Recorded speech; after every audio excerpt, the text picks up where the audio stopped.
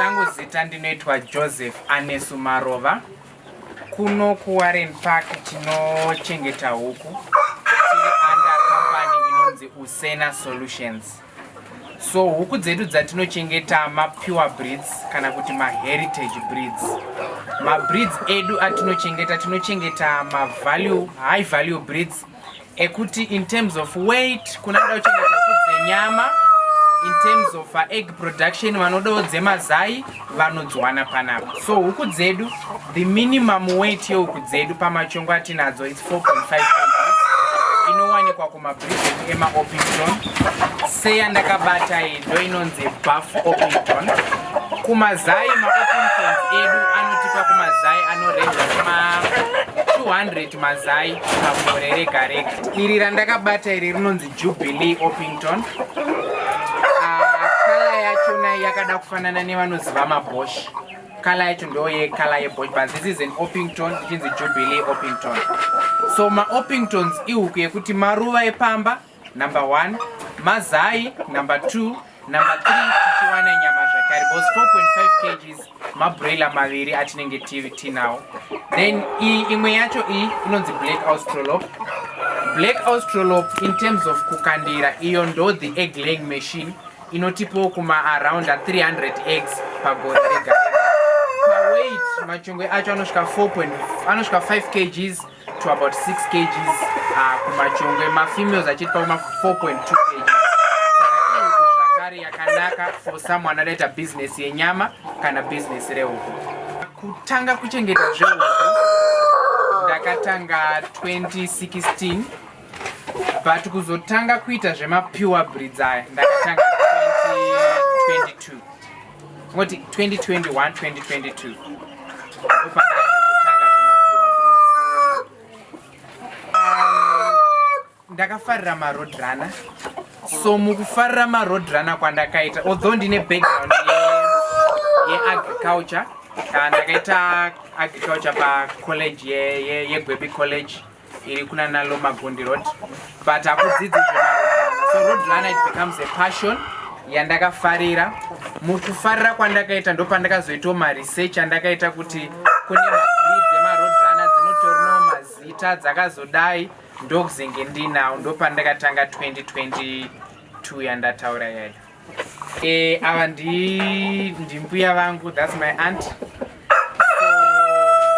takatanga kushanda tese sekuti ivo vakafarirawo zvataita, then we correlate tikabatanidza mari dzedu titange kuita basa iriri. Uri kuona business ikufambira zvakadii? Inini business iri kundifambira handidi kuti ndinyepe, because on a monthly basis we can have a profit of about between 1.5 to 1.9 per month, and tine huku dzatinadzo tina 33 hens ne 11 machongwe. So with that dzese dzodzo we are earning about 1.5 to 1.9 per month, which is good money. Each and every breed rine origin yakati siyanei. For example, Orpington origin yayo is from Asia, England. It's from England. And then Brahma origin yayo it's Asia.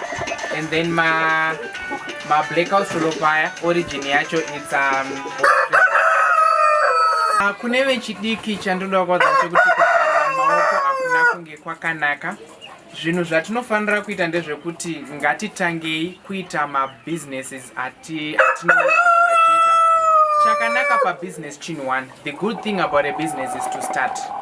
Procrastination is thief of all time. So ukaramba uchiti ndicha vamwe vanhu vanenge vachitoenderera mberi. So chakanaka ndechekuti tanga business rauri kufunga kuda kuita iroro ritange. Ishuviro yedu yekuti dai nzvimbo idzodzo dzaiwanika, nokuti maapplications emaprazi tinomboita but kuwanika kwacho kunenge kuchitinetsei. Tikawana nzvimbo yakatambarara zveshuwa tinodadisa, and tinoita kuti Zimbabwe iwane kudya kwakanaka. Ungade nzvimbo yakatandavara zvakadii hatiti mukana iwo wawanikwa? tikaono from 12 hectares dzinotitiro zvakanaka. Ndaida kungotsigira pakuti dai taono pakatambanuka pekuti tiitire sezvo manzwa Anesu achitaura kuti ane background yeagriculture. Hatingogumiri pakungoita huku chete, tine zvimwewo zvatinenge tichida kuita but nenyaya yekuti tichishayiwa mari tingozolimitwa kusvikira pakungoita huku but tiri kutoda kuti dzandakabata idzi anonzi maayam semani. Ayam semani ihuku inobva kuIndonesia ine nyama yeblack. Mukatarisa muchochoro wacho kuti black, mumuromo macho futi makaita black, makumbo, matumbu, zvese nyama yacho ndeyeblack. Kana ropa? Ropa racho ndere red but tinozoriti rine yatinoti mulberry black. Black iya yakada kunonosvibira iyai ndo kala yeropa racho. Iyi nyama iyi it's a delicacy inonyanya kufarirwa nevanhu vanongodo kuzvidyiro zvinhu zviri unique.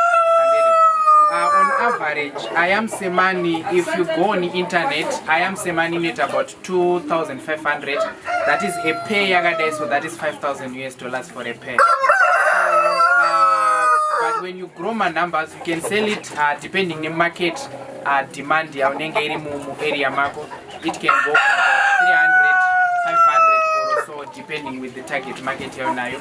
A plate or a dish of ayam semani inogona between $100 to $150 per plate. But takatotadza kusupply at the market, then we ended up to and then tozotanga pamberi. Chii chinoita kuti izodhura kusvika ipapo? It's a rare breed kana kuti ihuku isingawaniki zvakanyanya. Ndeyekuti nyama yacho zvanambotaura kuti ndeye black, the uniqueness yekuita nyama yeblack